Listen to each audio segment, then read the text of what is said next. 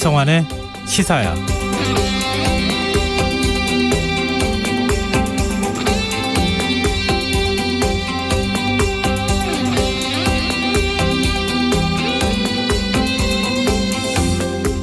안녕하십니까. 시사평론가 김성환입니다. 민주당 이재명 대선 후보가 대장동 의혹과 관련해 특검을 수용할 수 있다는 취지의 입장을 밝혔습니다. 검찰 수사가 미진할 경우라는 조건을 달긴 했지만 이 후보가 특검 수용 가능성을 거론한 것은 이번이 처음 있는 일인데요. 다만 국민의힘 윤석열 후보의 대장동 땅 대출 부실 수사 의혹도 특검 대상이 되어야 한다는 의견을 덧붙이기도 했습니다. 이재명 후보의 특검 언급으로 이제 공은 국회로 넘어간 상황인데요.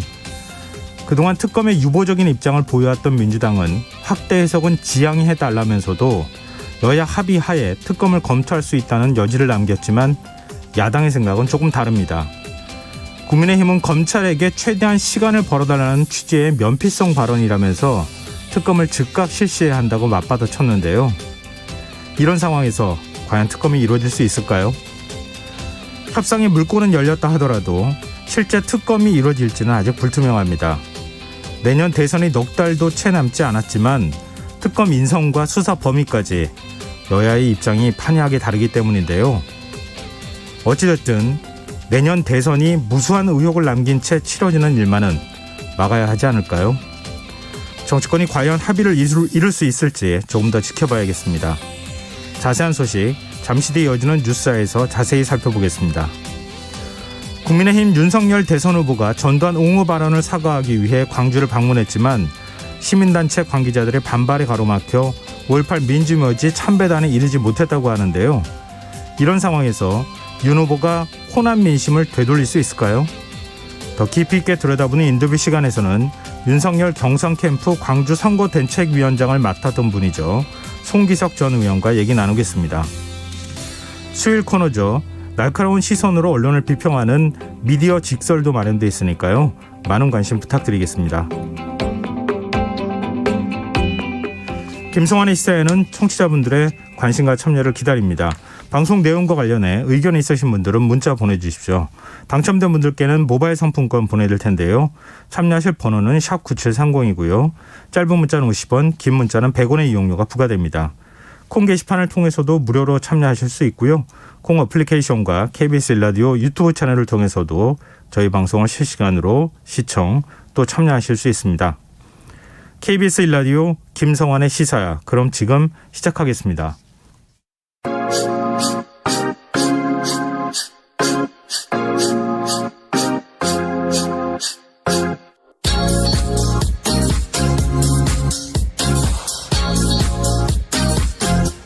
KBS 일라디오 김성환의 시사야.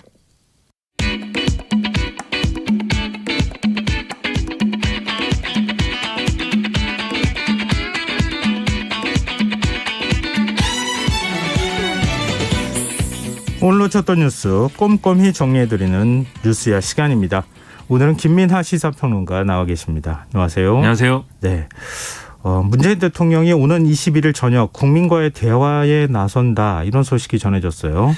이 청와대가 밝힌 바에 따르면은 21일 오후 7시 10분부터 100분간 우리 KBS에서 생방송으로 진행을 한다는 것이고요. 코로나 위기 극복과 관련된 방역, 민생 경제를 주제로 국민과 진솔한 대화를 나눈다라는 내용입니다. 이 문재인 대통령이 생방송에 나와서 이렇게 정책과 관련된 질의응답을 하는 것은 2019년 11월 이후에 이제 2년 만인 건데요. 이 형식은 타운홀 미팅으로 진행이 되고 KBS가 여론조사 기관을 통해서 연령, 성별, 지역 등을 고려해서 선정한 국민 300여 명이 온오프라인으로 참여할 예정입니다. 그리고 문재인 대통령 외에 방역 및 민생 경제 분야 장관들도 온오프라인으로 참여할 계획이라고 하는데요.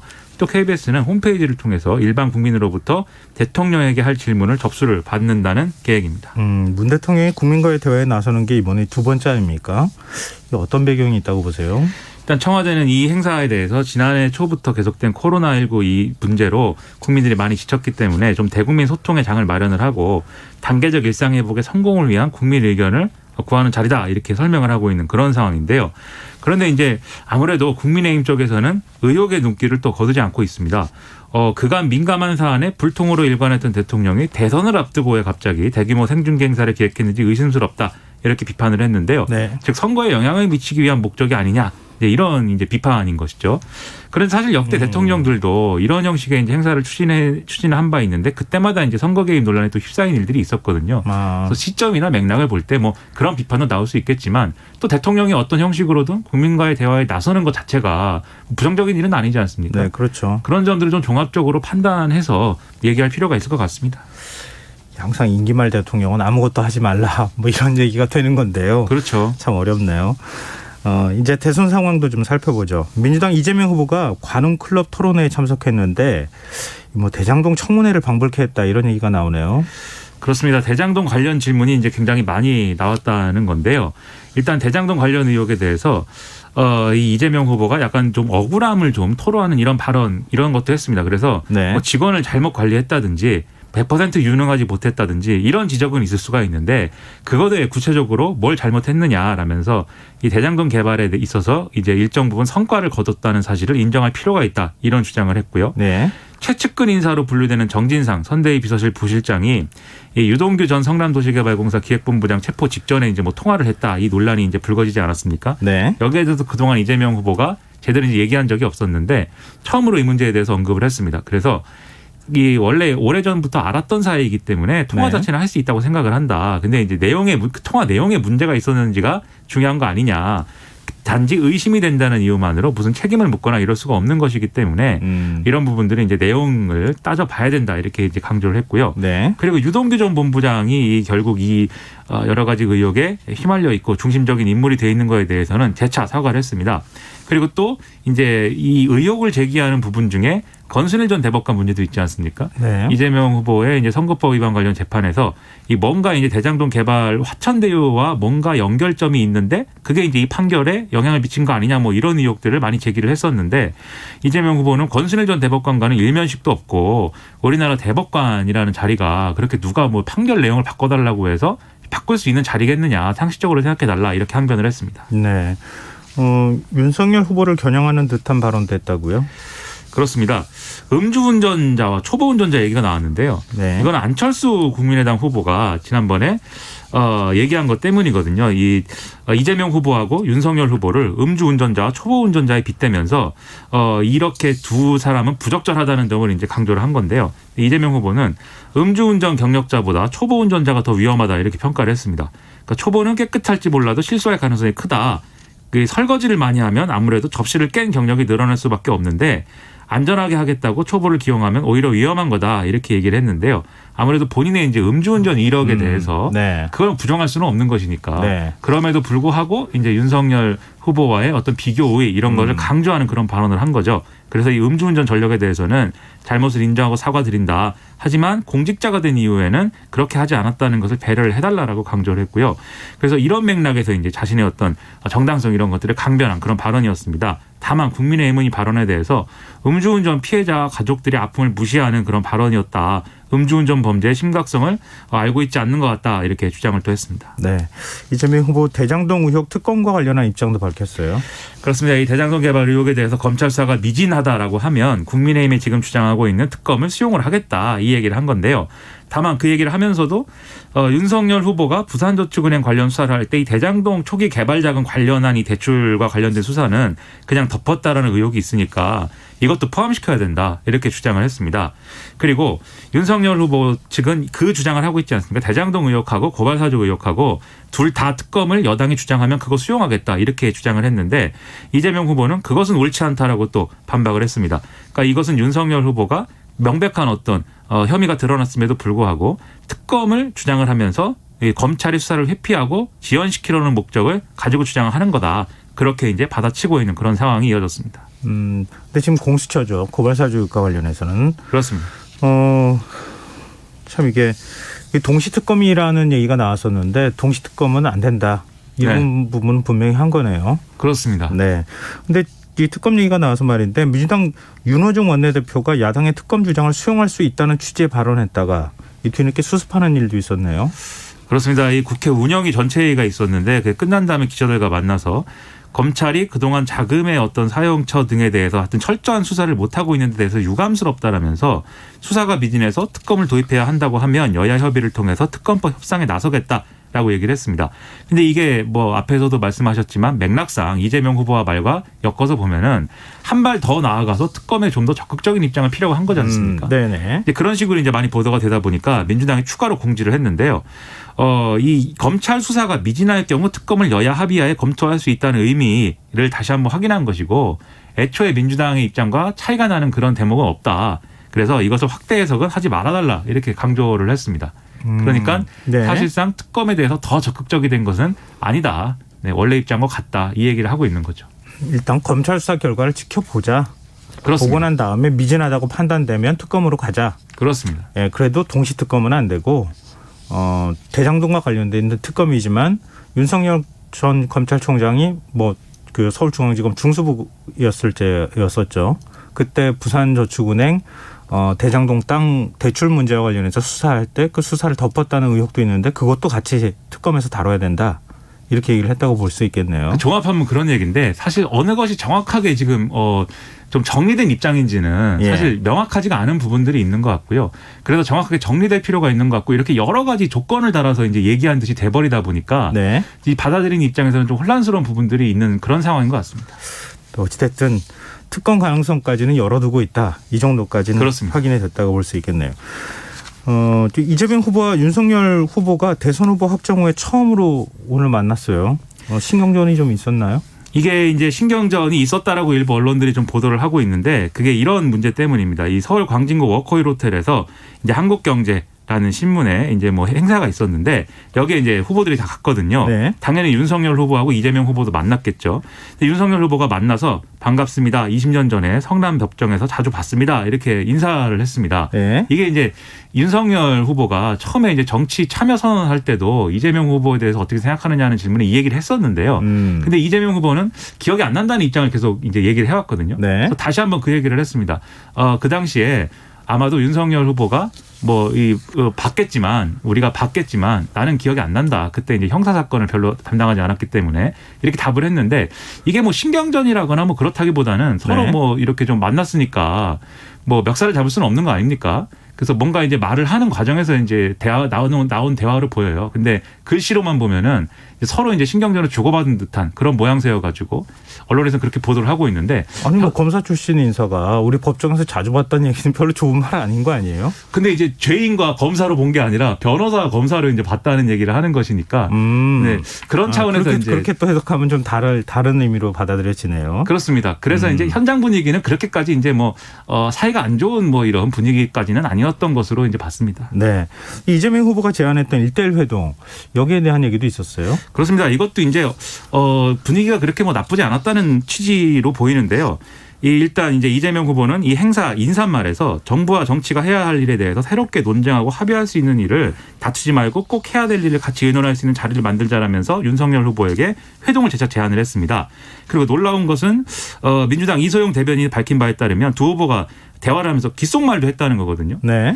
이게 귓속말이라는 게 정말 이제 사이가 서먹하면 잘 할 수 없는 건데 김성환 평론가하고 귓속말 할 수가 없습니다. 제가. 네.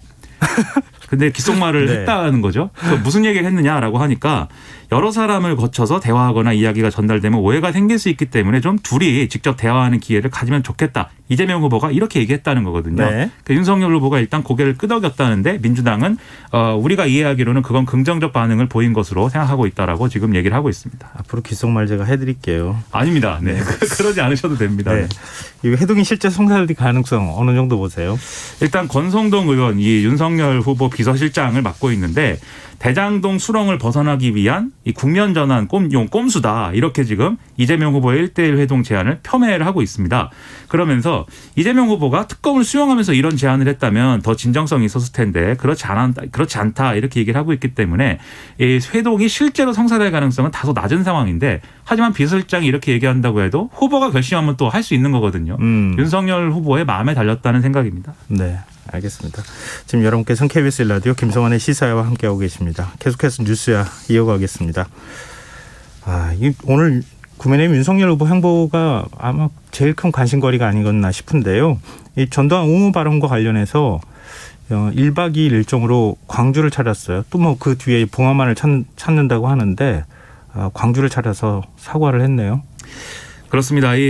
오늘 오후에 광주 5.18 민주묘지를 찾아서 제 발언으로 상처받으신 모든 분들께 머리 숙여 사과드린다. 이렇게 얘기를 이제 했는데요.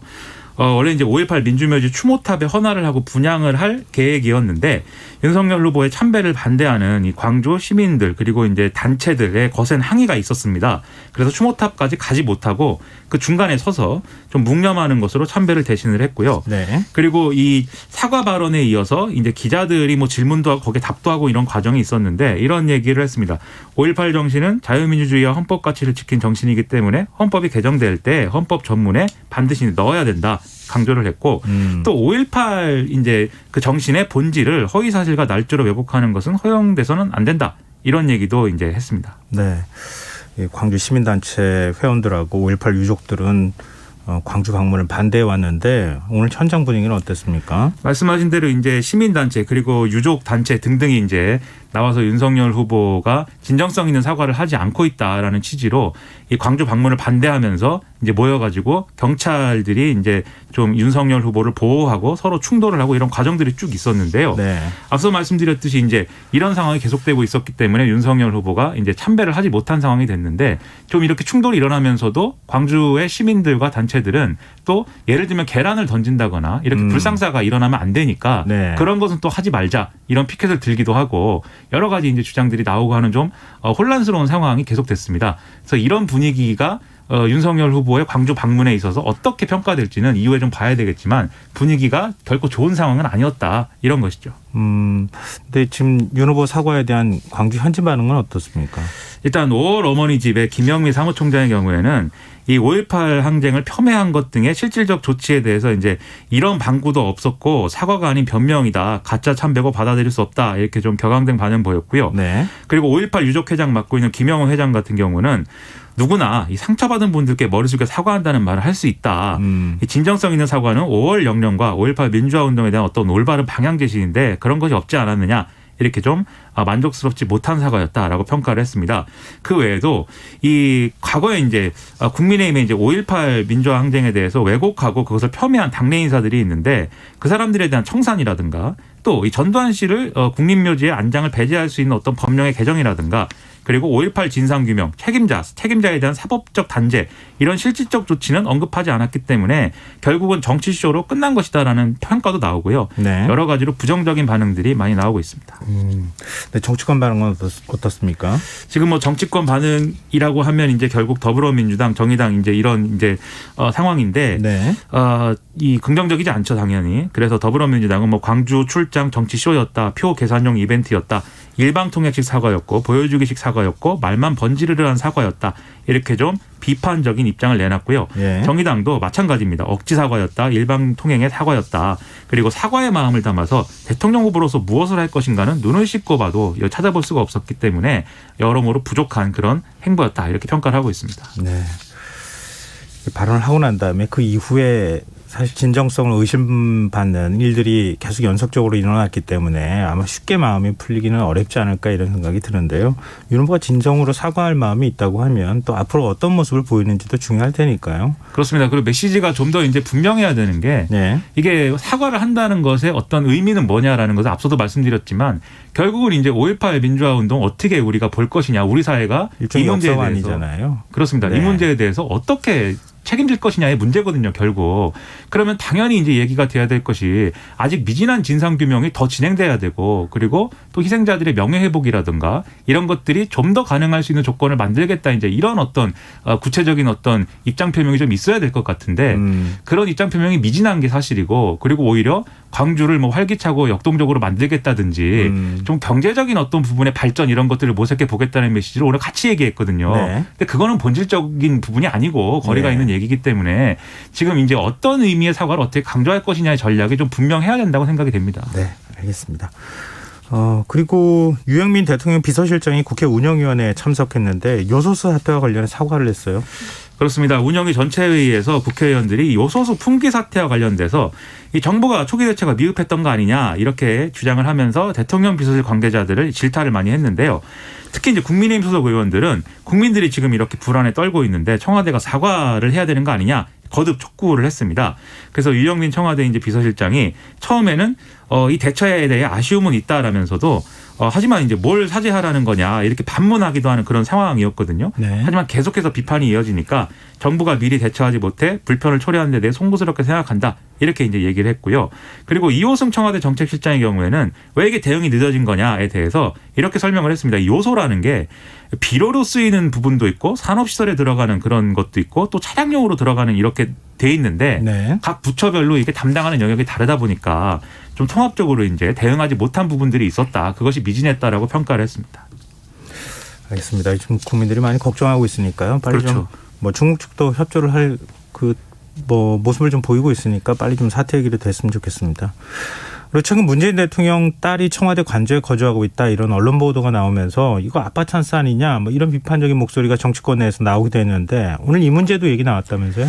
그렇죠. 이 언론이 이제 이 문재인 대통령의 딸인 다혜 씨가 지난해 말에 입국을 해서 1년 가까이 자녀와 함께 청와대 관저에 거주 중이다 이렇게 보도를 한 건데 예. 일단 청와대는 이 보도가 사실인지 여부는 밝히지 않고 있습니다. 왜냐하면 이제 이것도 이제 대통령 경호와 관련된 부분이 있기 때문에 이걸 밝힐 수 없는데 하지만 대통령 가족의 경호 및 거주와 관련돼서 법령을 위반하거나 부적절한 일이 일어난 것은 아니다라고 지금 설명을 하고 있거든요. 네. 그리고 유영민 실장의 경우에도 아빠 찬스라는 지적에는 동의하기 어렵다. 그리고 이 다혜 씨가 거주하는 것에 대해서는 확인해 줄 수 없다라고 이제 답변을 했고요. 이 역시 법령 위반이 아니고 부적절한 일도 없다라고 계속해서 얘기를 했습니다. 네. 야, 이거 어떻게 봐야 되는 거예요? 이 여러 가지로 뭐 비판을 막 하고 있는데 네. 예를 들면 다혜 씨가 뭐 이 관저에 거주하면서 예를 들면 부동산 투자라든지 뭐 이런 것과 연루된 어떤 이득을 취하려고 했다. 뭐 그런 거라면 네. 이제 비판도 나올 수 있고 여러 가지 의심을 가져볼 수도 있겠지만 지금은 그런 게 아니지 않습니까?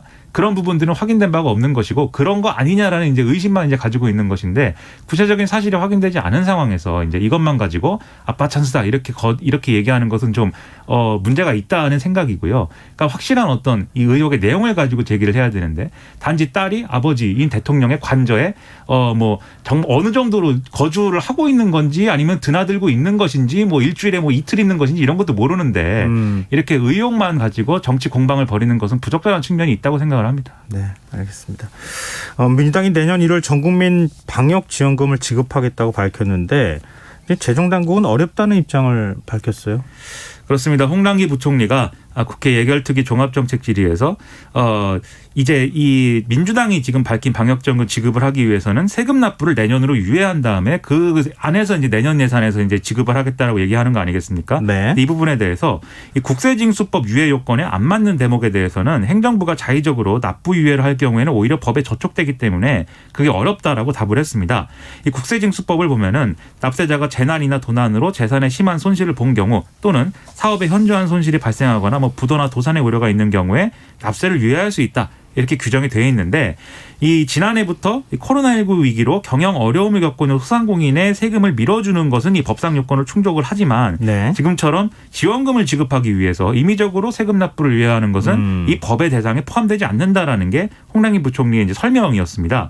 그리고 여기에 더해서 세금 납부 유예를 일정 정도 하더라도 밀어줄 세금 자체가 거의 이제 남아있지 않다라는 대목도 이제 좀 논의가 됐는데요.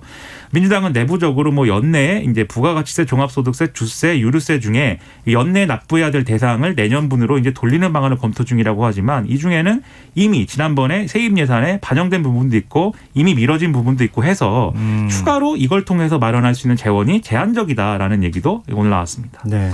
홍남기 경제부총리는 자영업자 50조 피해 보상에 대한 입장도 밝혔다면서요. 이게 윤석열 후보가 얘기했던 거죠? 그렇습니다. 정확히 네. 윤석열 후보가 뭐 50조 원을 들여서 이제 피해 보상을 해주겠다라고 언론 인터뷰에서 얘기했는데 이후 네. 해명을 보면은 정확히 그런 내용인지 어떤 건지는 불분명합니다.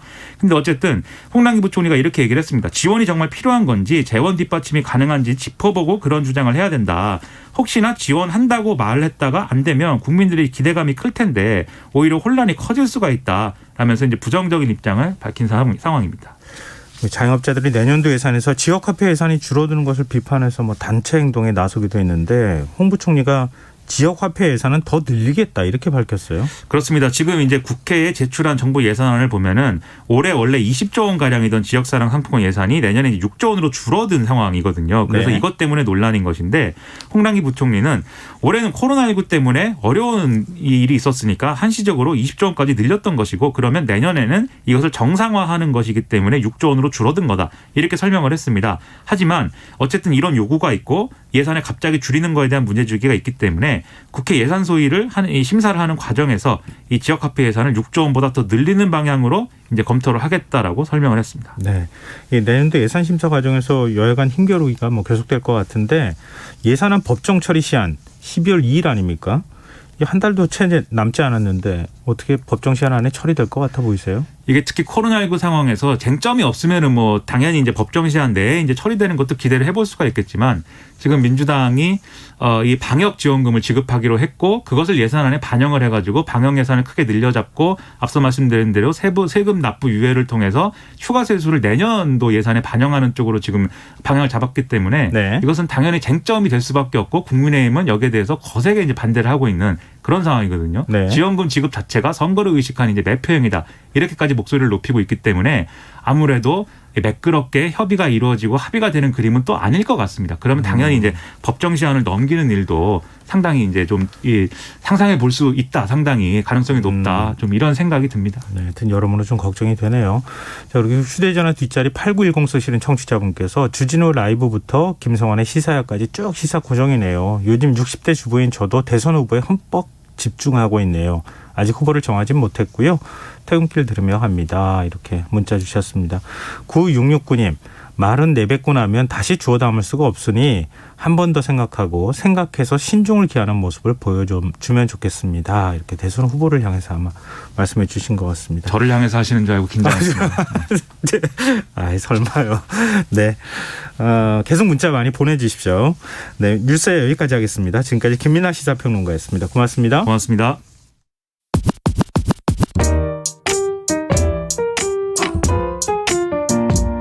김성환의 시사야는 청취자 여러분의 참여를 기다립니다. 문자 샵 9730으로 여러분의 의견 보내주세요. 짧은 문자는 50원, 긴 문자는 100원의 정보 이용료가 부과됩니다. 애플리케이션 콩, 유튜브 채널 KBS 일라디오에서는 무료로 참여하실 수 있습니다.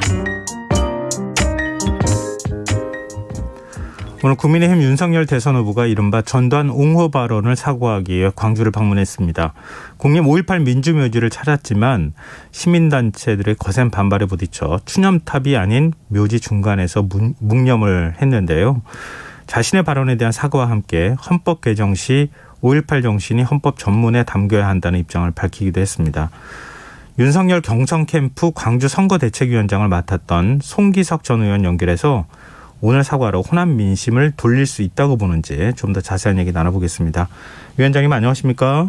네, 안녕하십니까. 송기석입니다. 네, 오늘 윤석열 후보 5.18 민주묘지 참배 일정에 동행하셨습니까? 예, 그렇습니다. 현장 분위기는 어떻게 보셨어요? 자, 우리 시민단체 분들이 분향단을 이렇게 점거하고 계셔서 사실 헌화와 분향까지 이렇게 계획했었는데 결국 못하고 초탑 입구에서 참배하고 이렇게 묵념한 후에 사과문 발표하는 걸로 이렇게 끝냈습니다. 아무튼 상당히 소란스럽고요. 그렇지만 저희 입장에서는 큰 사고 없이 맞춰져서 좀 다행이기도 합니다. 윤 후보에 대한 광주 민심은 여전히 싸늘한 것 같다. 오늘 현장 분위기 전해주시는 거 들으면서도 느껴지는데요. 윤 네. 후보의 전두환 옹호 발언 이후에 지역 주민들은 주로 어떤 얘기들을 하시던가요? 예, 물론 전두환 관련 발언에 대해서 물론 청년 일자리 중요성을 강조하다가 경제 전문가한테 위임해야 된다 이제 이런 점 이야기하던 A씨로 이제 들어서 그런 이야기가 나왔는데요. 비록 A씨였다 하더라도 대단히 부적절하다고 하시는 분이 대부분이었고요. 네. 또 그 당시만 해도 지지율이 꽤 높을 때였는데 20-30% 이상이었는데 아무튼 실망이 너무 크다 이렇게 말하는 분도 있고 당장 빨리 신속하게 와서 사과해야 되는 거 아니야 이렇게 말하는 분도 많았습니다. 아무튼 광주에 계속 있었던 저로서는 정말 윤 후보에 대한 지지율이 하락하고 있다는 게 그냥 피부로 느낄 정도였습니다. 이 전단 옹호 발언을 하고 난 뒤에 윤석열 후보하고 캠프 측에서 보인 반응, 뭐 이른바 이제 개사가 논란 이런 것들이 이어지면서 이 과연 사과의 진정성이 있느냐 이런 이제 비판적 의견이 굉장히 많습니다. 이 부분에 대해서는 어떻게 보세요?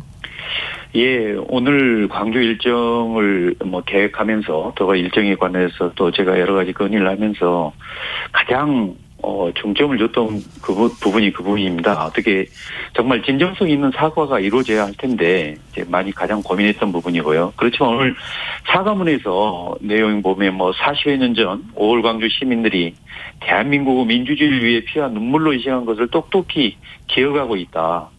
이렇게 말하는 이런 부분, 여기 보면 저는 어느 정도 사과의 진정성이 있다고 봅니다만은 그러나 광주 시민 입장에서 보면 제가 보더라도 그 진정성을 충분히 못 느낄 거라고 그렇게 생각이 듭니다. 그래서 우리 광주 시민께서 그런 진정성이 느껴진다 이렇게 받아들일 수 있다 이럴 때까지 저희는 계속 노력하겠습니다.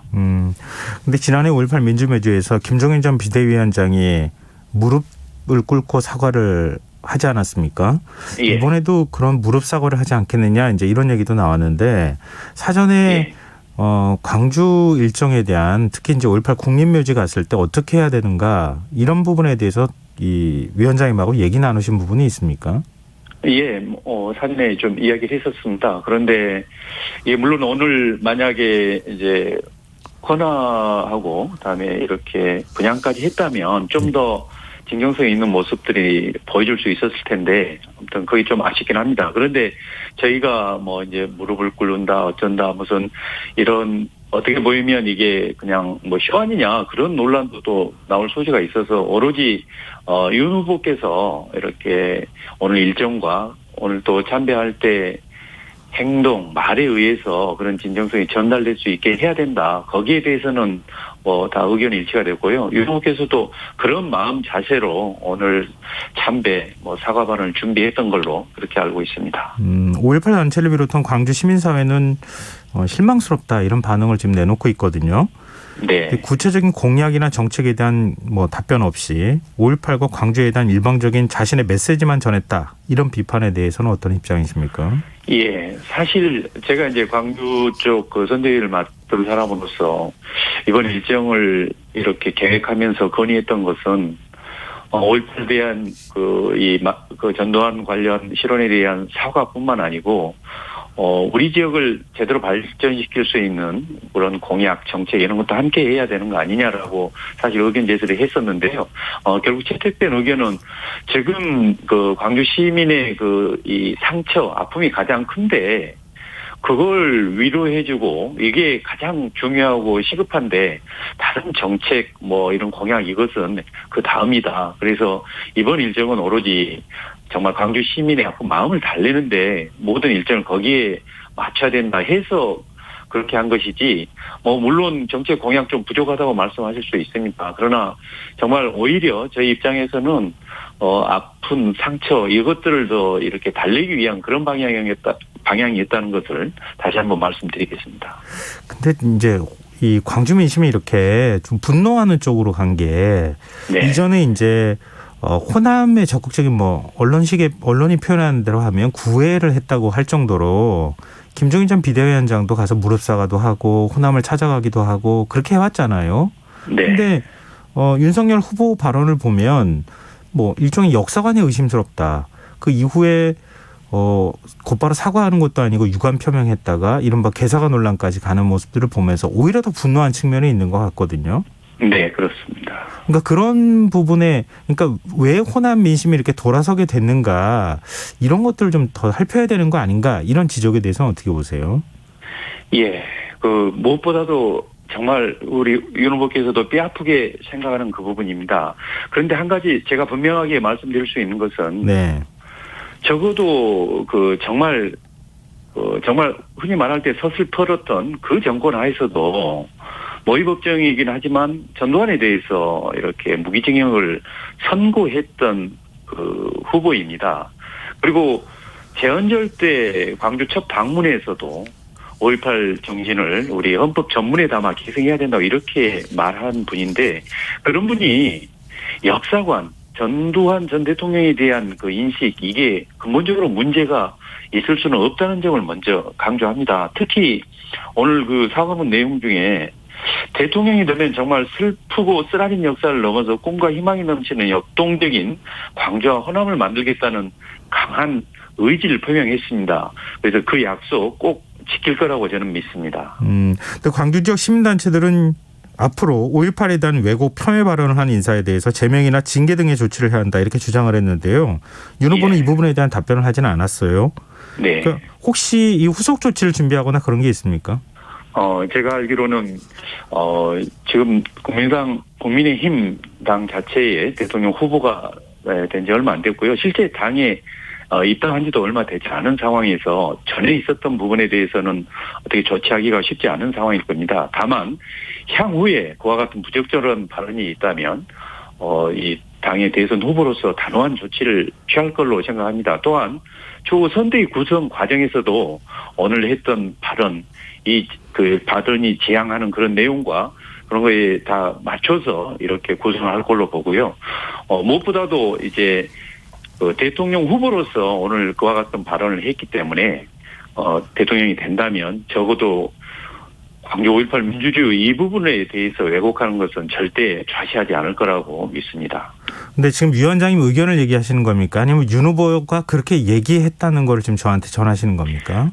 그러니까 저의 의견도 오늘 그 광주 오는 데 있어서 제가 제시했던 게 물론 과거 발언에 대한 사과 이것도 중요하지만 더욱 중요한 것은 정말 책임 있는 위치에서 재발 방지에 대한 확실한 약속 아니겠느냐. 그리고 또한 재발됐을 때 단호한 조치에 대한 굳은 어떻게 의지를 표명해줘야 되지 않겠느냐. 그런 것을 제가 제의를 했고요. 실제 오늘 그 사과문 내용에 그런 것들이 다 담겨 있는 내용으로 저는 그렇게 판단하고 있습니다. 5.18 정신 헌법 전문에 포함시키는 것. 윤석열 후보는 헌법 개정 시 5.18 정신이 헌법에 올라가야 한다고 늘 주장해 왔다 이렇게 얘기를 했는데요. 이 부분에 대해서 동의했다고 볼 수 있나요? 예, 당연히. 그리고 이제 평상시 이걸 그냥 얘기했던 게 아니고 이번 재헌절날 광주 첫 방문 때 일성으로 그 이야기를 했습니다. 그래서 이게 정말 강한 의지의 표명이고 개헌 시 반드시 이걸 관철시키도록 이렇게 할 것으로 생각합니다. 오늘 방문으로 사과는 끝난 겁니까? 앞으로 뭐 광주를 더 찾을 계획이 있는 건지, 그리고 5월 어머니를 직접 찾아가서 사과를 하거나 이런 뭐 계획 같은 것들은 혹시 있는지 좀 말씀 듣고 싶습니다. 예, 사실은 저희가 일정 준비하면서 5월 어머니의 의사 저희가 광주 선대위 차원에서 타진을 했었는데 네. 사무처 책임진 분이 이제 방문을 허용하지 않겠다고 해서 사실 거기는 방문하지 않았습니다. 그런데 아까도 말씀드렸다시피 사과는 정말 그 상처 입은 분들이 수용하고 용서해 줘야 정말 그랬을 때 진정성이 나타나는 거 아니겠습니까? 그래서 오늘은 이제 시작일 뿐입니다. 그래서 더욱더 더 노력할 거고요. 조만간 머지않아 그 5.18 어머니의 이분들도 윤석열 후보께 문을 열어주실 거라고. 물론 채찍질은 달게 받겠습니다. 네. 아무튼 열어주실 거라고 생각합니다. 네, 저희 청취자 1052님께서요. 윤 후보의 사과 좋습니다. 하나, 사과는 말로만 하는 게 아니잖아요. 행동으로 보여줬을 때 민심은 돌아설 것입니다. 이런 의견을 또 주시기도 하셨네요. 앞서 위원장이 말씀하셨던 것과 맥락이 같은 얘기가 아닐까 싶습니다. 네, 그렇습니다. 오늘 말씀 여기까지 듣겠습니다. 고맙습니다. 네, 고맙습니다. 네, 지금까지 윤석열 경선 캠프 광주 선거대책위원장을 맡았던 송기석 전 의원이었습니다.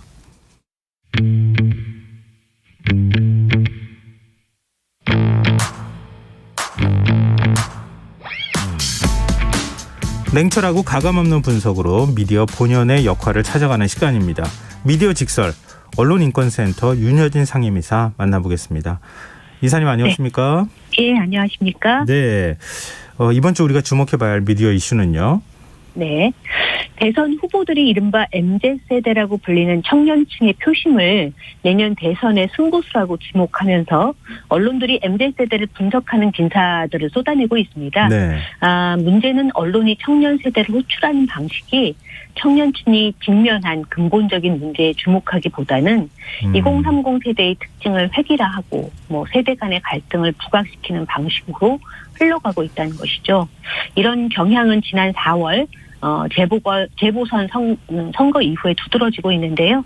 내년 대선을 앞두고 더욱 심각해질 수 있다는 점에서 우리 언론이 이른바 MZ세대를 소비하는 방식과 그 과정에서 나타나는 문제점들, 향후 개선 방안에 대해서 고민하는 시간을 가져보고자 합니다. 근데 언론이 이 특정한 세대를 향해서 뭐 특별한 명칭을 붙이고 세대 담론을 만들어 온 거는 뭐 이번이 처음은 아니잖아요. 과거부터 그렇죠. 있었던 일이잖아요. 네, 맞습니다. 뭐 3포 세대, M포 세대, 뭐 더 거슬러 올라가면 뭐 X세대, 뭐 386 세대를 비롯해서 청년층을 지칭하는 세대로는 과거에도 많았었죠. 이런 말들 대부분은 언론이 사실 생산하고 유포시킨 것인데요.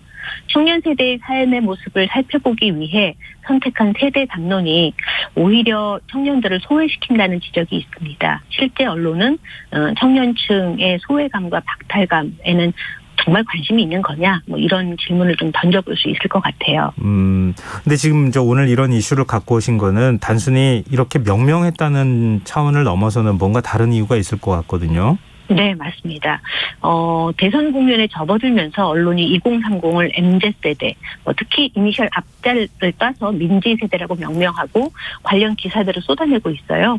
특히 이제 중앙일보가 적극적인데요. 중앙일보는 MZ세대를 선호하는 브랜드와 협업하고 민지 멘션, 중앙일보 듣다 보면 똑똑해지는 라디오 듣동나, 민지 리뷰 등 세대 명칭을 적극적으로 이용하고 있어요. 이는 이제 2030 세대를 타켓으로 한 컨텐츠를 제작하는 것과는 좀 다른 것 같고요. 적극적으로 세대 담론을 생산하고 확대하고 있다고 좀 볼 수 있겠습니다. 더군다나 이제 최근에 더 한 발 나가서 중앙일보가 2040 세대 성향 판별기라는 서비스까지 제공해서 논란을 빚고 있습니다. 2040 세대 성향 판별기요? 그러면은 네, 그렇죠. 당신은 어느 세대인지 판별해 준다는 얘기예요? 그렇죠. 나는 MZ세대일까 아니면 X세대일까? 초간단 세대 성향 판별기라고 이제 그 중앙일보가 회원을 가입해야만 할 수 있는 서비스인데요. 네. 15개의 질문에 사지선다형 답을 선택하는 방식입니다. 이 질문들이 세대를 판단할 수 있는 기준이 되는지가 의문으로 좀 제기되고 있어요. 중앙일보 판별기의 첫 번째 질문이 뭐냐면 남북 통일에 대해 어떻게 생각하십니까?인데 응답자는 매우 필요하다, 필요한 편이다, 필요하지 않은 편이다, 전혀 필요하지 않다. 가운데 하나를 선택해야 합니다. 네. 이런 식으로 북한 코로나 백신 지원, 통일세 신설, 여성 징병제, 여성가족부 폐지, 동성 커플 합혼, 탈원전과 해외 난민 수용에 관한 찬반 의견을 묻거나 미중 갈등에 우리 정부는 어떤 편을 들어야 하는지, 문재인 정부가 추진한 비정규직 정규직 전환 정책은 공정하다고 생각하는지를 묻는 질문이 좀 이어지고 있습니다. 좀 말씀드리면서 제가 이해가 안 되는데요. 미중 갈등에 우리 정부가 어느 편을 드는지 이거 세대별로 좀 다른 모양이죠? 그렇죠. 좀 이상한 질문이고요. 네. 또 통일의 필요성과 백신 지원, 통일세 부담에 동의하면서 여성 징병제, 여성 가족부 폐지 반대, 등등 여러 가지 아까 말씀드렸던 것에 찬성하면 40대로 나오는 반면에 통일에 관심 없고 어떤 비정규직 정규직화는 불공정하다고 느끼고 결혼은 필수가 아니고 난민 수용에 반대하면 20대 가깝다라고 나오고 있습니다. 상황이 좀 이렇다 보니까요. 네. 조사 결과를 받아본 이용자들 사이에서도 황당하다는 반응이 나오고 있어요. 남북 문제, 비정규직의 정규직화, 그다음 여가부 폐지 이슈 등으로 어떻게 MZ세대를 나눌 수 있냐는 지적입니다. 실제 판별기를 이용한 90년대생 정치인, 대전 유성구의회 의원이신데요. 네. 91년생. 이분은 어떻게 말씀하시냐면 MZ세대 판별기가 복잡한 이슈를 세대론으로 퉁치는 식으로 세상을 좀 납작하게 해석하고 있다. 이런 식으로 데이터가 쌓이면 MZ세대는 보수화됐다는 결론으로 확대 재생산될 것 같다는 우려를 하고 있습니다. 황 의원의 발언 세상을 납작하게 해석하게 만든다. 이 말이 굉장히 와닿는데요. 그렇죠. 예. 너무 이게 진짜 굉장히 많은 사람들이 생각이 각자 다른데 그걸 이렇게 회귀를 한다는 것 이게 오히려 더 세대 갈등을 조장하는 느낌인데요. 맞습니다. 중앙일보 세대 성향 판별기는 편집국 지역의 정치팀과 내부 개발팀이 협업해서 기획하고 제작했다고 해요. 예. 앞서 9월 15일 창간 기획으로 2040 리포트를 토대로 해서 이용자가 MZ세대와 가까운 성향인지 X세대라 불리는 40대와 가까운 성향인지 알 수 있다고 홍보를 했습니다. 중앙일보는 현재 한국 사회에서 20대와 40대 인식차가 적지 않다라는 주장을 실증하기 위해서 해당 기획을 준비했다고 했는데 중앙일보의 질문 문항과 답변 보기를 도출하는 과정에서 전문가의 감수를 받았다고 얘기를 했습니다. 하지만 그 과정에 참여한 전문가는 해당 질문이 세대 성향을 판별하기에 적절한 질문인지 묻는 질문에서 이념을 배제한 채 세대만을 가르는 질문은 아니었다라고 얘기를 했습니다. 다만 생애 주기적으로 보면 과거의 젊은 층이 진보적인데 요즘은 이전과 달리 쟁점별로 분화되는 느낌이 있다. 그리고 언론이 새로운 사실을 전하는데 그런 새로운 사실을 전하는데 중점을 둔 것 같다고 말을 했습니다. 근데 이 문제에 대해서 이제 중앙일보의 독자위원회에서도 지적이 나왔어요. 당시 이제 독자위원회 참여하고 있는 임유진 강원대 교수는 MZ세대를 강조하다 보니까 그 세대와 계속 대척점을 만드는 것 같고 언론에서 세대 갈등을 완화하는 게 아니라 더 부각시킨 거 아니냐라는 얘기도 있었고요. 또 다른 전문가는 언론이 세대와 별 상관없는 사안들을 세대들이 서로 다툰 결과로 보도로 프레임을 짜서 어떤 전략적 이익을 얻고자 하는 거 아니냐 이런 지적을 한 바 있습니다. 기성 정치권의 필요에 의해서 청년 세대의 목소리를 지나치게 정치적 목적으로 동원되고 있고 이런 문제를 지적하는데 앞장서야 할 언론이 되레 청년의 문제를 뭉뚱그리고 있는 거 아니냐 이렇게 이야기를 하고 있습니다.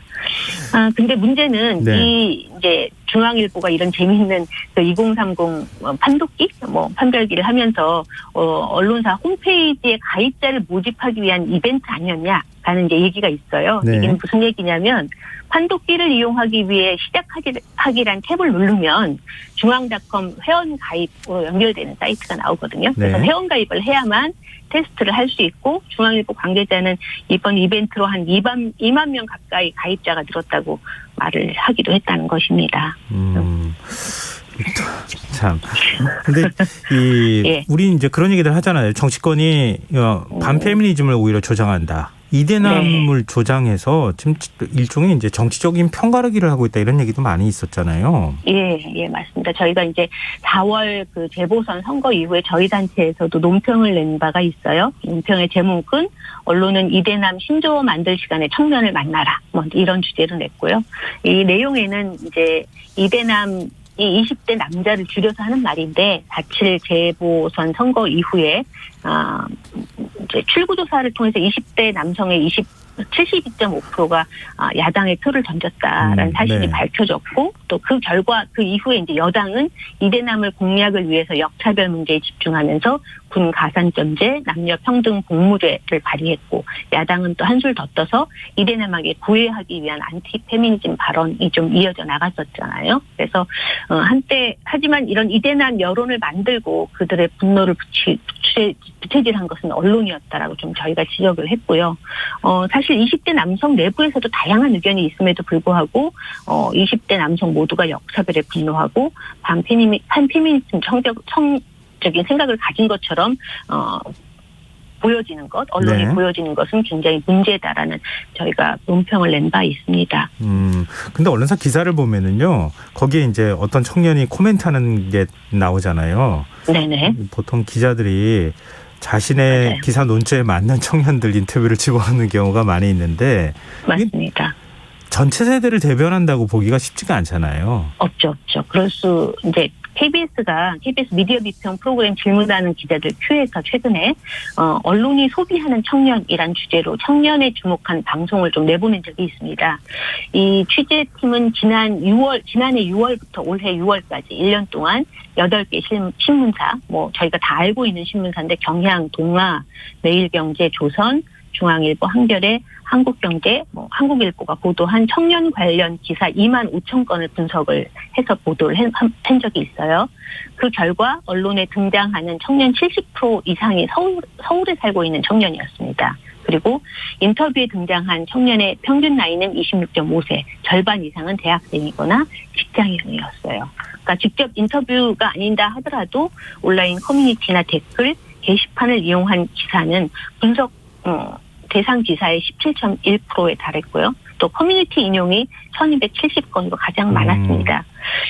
평범한 청년의 목소리가 소위 서울 명문대 대학생의 의견으로 채워진다는 지적도 있었습니다.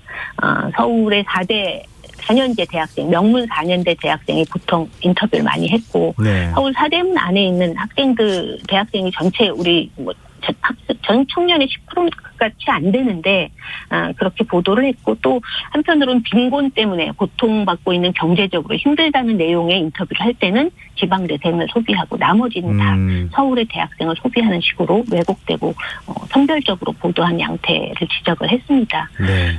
청년 담론이 기성세대에 의해서 좀 자의적으로 소비되는 문제도 좀 지적이 됐는데 지난 4년간 MZ세대를 키워드로 한 보도량의 추이를 보면 서울 부산시장 재보궐선거를 앞둔 올해 4월 관련 보도가 이제 폭증했다는 거죠. 네. 정치권과 관련돼서 MZ세대와 관련된 기사가 그 비중이 한 30%를 넘겼다라는 지적도 좀 있었습니다. 또 중앙일보가 주목할 만한 칼럼을 또 쓰기도 했다면서요? 맞습니다. 좀 저격 찌리인데요. 지난 8월 27일부터 젊은 농객들 2030 눈높이로 이해하기 어려운 행보를 해온 기성세대 인물을 논리적으로 비판한다. 나는 저격한다라는 제목의 칼럼을 실었는데 좀 문제가 좀 많이 있었죠. 이것이 저격을 한다라는 것도 좀 그런데 언론사가 이것을 갖다 나서서 했다는 것도 좀 그렇고요. 또 저격으로 생길 수 있는 부작용을 좀 외면했다라는 비판도 나오고 있습니다. 개인의 문제를 캐내고 발표할 때 팩트체크를 해야 되는데 한 개인이 기성세대를 저격하면서 했던 어떤 제대로 된 사실 팩트체크를 제대로 했느냐라는 것에서 문제가 있었다는 것도 좀 나왔다고 보여집니다. 네, 요즘 청년층을 MZ세대로 지칭하고 어떤 특성이 있다, 당돌하다, 독특하다 이렇게 하는 것도 또한 언론의 프레임이 아닌가 싶어요.